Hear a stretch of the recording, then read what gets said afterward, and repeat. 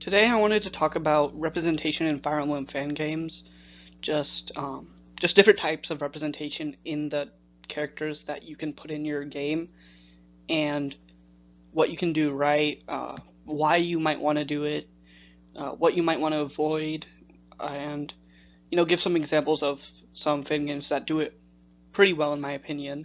And I realize that this is a bit of a heavy topic that's not easy, so please, if I get something wrong, call me out on it, and I'm open to, taking down the video or changing it based on any information I've gotten wrong in a way that would be pretty negatively impactful to people or just misrepresent something in a bad way. Of course, I wanted to open up with vanilla Fire Emblem and just the different types of representation in these games. And so generally, I wanted to start off with probably like representation and diversity as far as skin tone goes, which I think everyone would admit that Fire Emblem overall is very white, because most of the series is mostly inspired by European settings. So across the series, most of the characters are going to be white, with some different skin tone characters like Flavia here from Awakening, and I can think of some more like the entirety of Fire Emblem Fate's Birthright, because they're all based on Japan, or something like Garrett in Fire Emblem 6. But overall, the casts are dominated by white people. So obviously, I've explained why this is, and it's because of the European setting, right? Uh, Europe is not known for having a lot of racial diversity in the medieval period, especially in fictionalized settings. So I'm guessing they wanted to be mostly accurate or faithful to that sort of representation. And then, of course, Linhardt is here from Three Houses, so of course there's representation of different sexualities in Fire Emblem, which has been much worse, I'd say, compared to even racial diversity, which isn't great because, I mean, in the newer games, there's a couple gay or bisexual options, but there's not that many.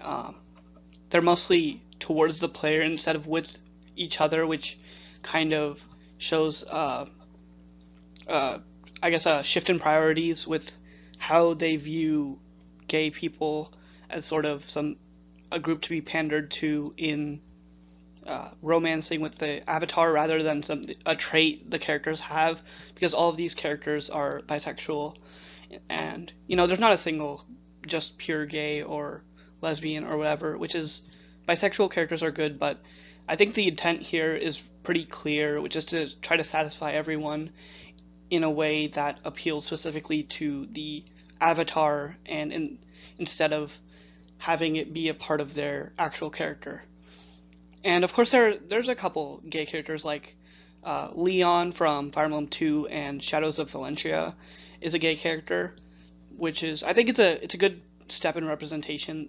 But overall, most of Fire Emblem I think is straight and cisgender, which, I mean, this is the way it is in the real world, but even so, it's overwhelmingly in that favor compared to probably what is a higher percentage in the real world. So I wanted to talk about why I think this is such an important topic, to me specifically, and just in general. So something that I think a lot of people can agree on, regardless of sort of your beliefs on this, is that if a lot of characters are, or if almost every character is the same race or sexuality, it can make your cast seem a bit homogeneous and kind of boring. Of course, you can still have plenty of diversity within ethnic groups or racial groups, but having different characters will help the cast stand out more because each character will have a more defined identity, and it will help, I guess, if you look at a cast of characters with just white people versus a cast of half white people and half people of color, then it's going to be a lot more interesting to see all the different types of characters that you have in the second sort of cast.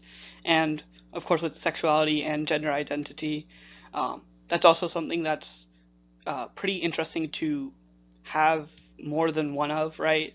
Because it'll provide diversity in the relationships your characters have. Like, if you have a gay character, they can interact with other gay characters for a romance in that sort of way, which is different from straight romance, just in that they're two people of the same gender. It doesn't have to be written differently.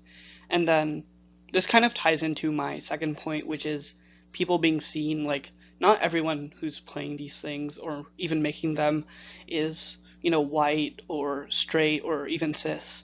So I think, it's really cool to see, as a non-white person myself, it's cool to see when there's someone of a non-white race or ethnicity in a hack or fan game, and it feels good to see that just represented for me. And I feel like a lot of people feel the same way, even if, probably bisexual or gay people or just people with different sexualities than straight would feel pretty good about seeing a positively portrayed gay character, or transgender people especially would feel pretty good if there was a transgender character who was there and, they weren't just discriminated against or anything.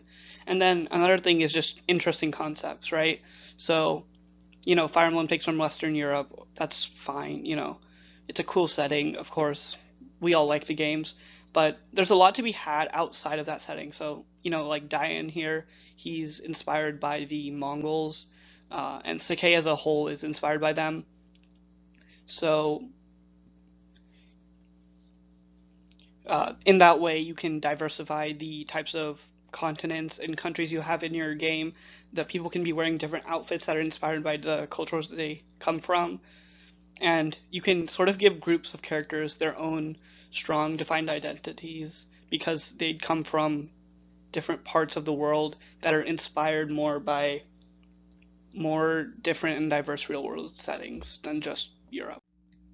So I think something that I struggled with and other people might struggle with a bit is how do you do it in a technical sense, right? Because a lot of, if you're starting out, you might just use a lot of free to use mugs, or you might do basic splices without recoloring heavily.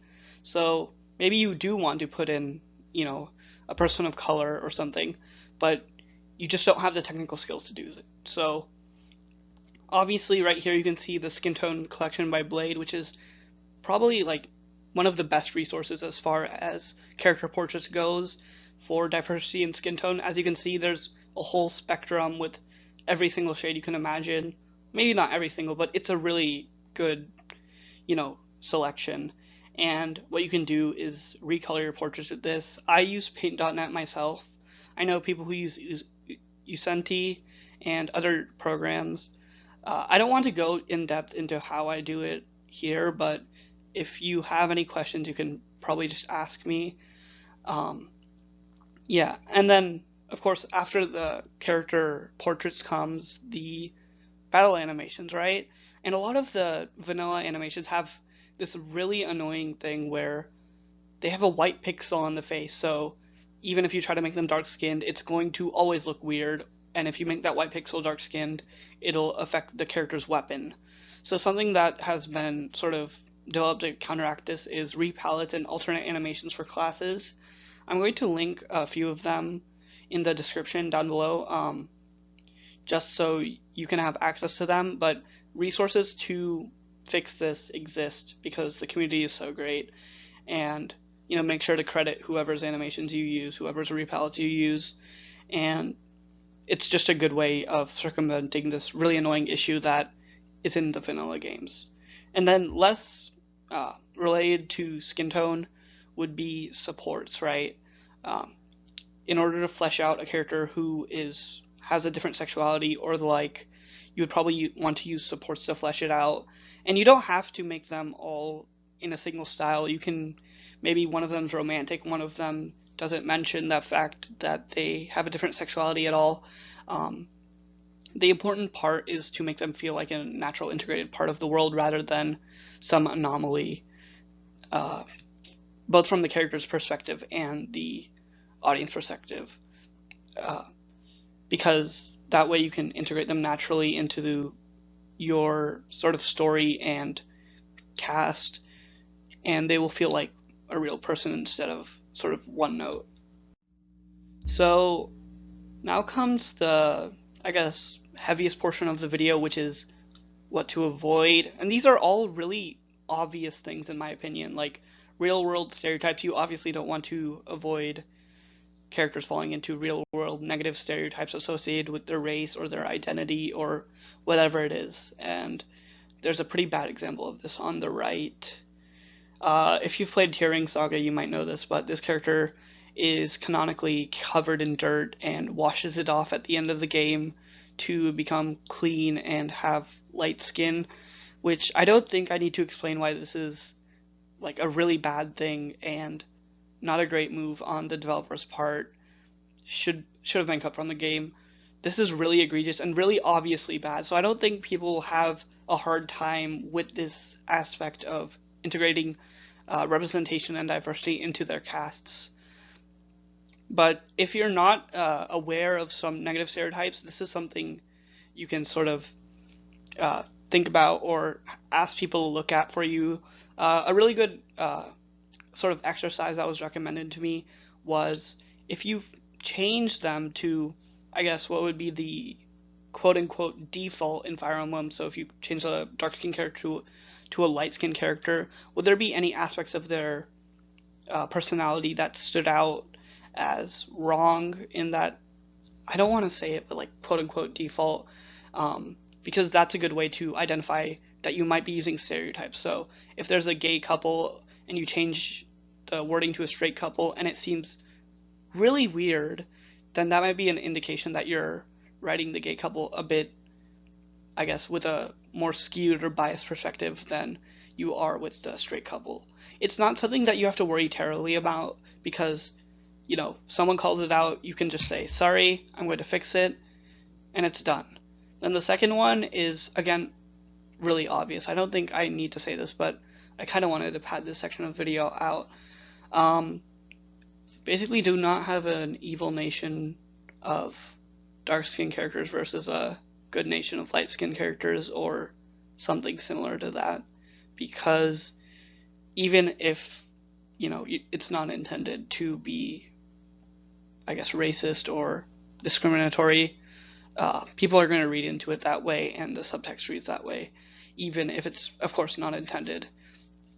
And then the third one, I think, is something that gets brought up a lot, which is realism, right? There are not as many people of color in the vanilla games because of the realism of Europe, right? But these are fictional settings, aren't they?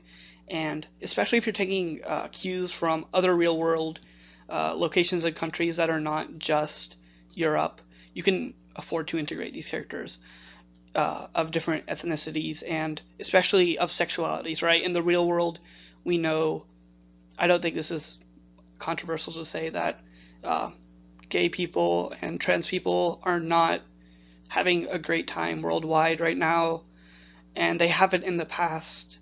But video games are a form of escapism, and unless you're trying to portray this specific struggle in a way that maybe that's creative and offers more insight, you don't have to have the gay characters or the trans characters or whatever it is be oppressed in the world. They can just be normal parts of it, right? Because again, this is a fictional universe. It's an amalgamation of a lot of different aspects of reality and fiction, and I don't see why it's so hard to simply have a gay character exist in this version of the medieval setting. Gay people are normal and not discriminated against. It's really not a difficult thing to do, and the realism argument, I think, is mainly brought up as a way to maybe not consciously but subconsciously try to make gay characters, and I bring up gay characters because this is something that comes up a lot with them, but make these types of characters fit into a certain mold that people might expect. So, you know, I wanted to end on a positive note. What is some good examples? And right here you can see a lot of portraits from the LT game Absolution by Zest Dynamite, and I'm a big fan of these character designs. As you can see, there's a lot of difference in, you know, just skin tone and hairstyle, even hair color. All these different things provide a really, I guess, exciting feeling to this cast because you can look at two two different portraits, and they're wildly different, and a lot of them are creative, and they have different inspirations from different cultures. Like the types of hairs on some of these characters are really impressive and something I wish I could pull off myself, and I really like to see them in Fire Emblem fan games. So I just wanted to say, like, this is a really good example. Reference it, look at it, appreciate it. Yeah, I mean, Zest did a really good job. So I just wanted to highlight this because it bears repeating that this is a really good example of that. And I don't really have anything to say in conclusion. Um, just try to integrate representation naturally into your game. Have as much of it as you can or want to have, and try to make people happy with what you do, and try to make yourself happy with what you do. Yeah,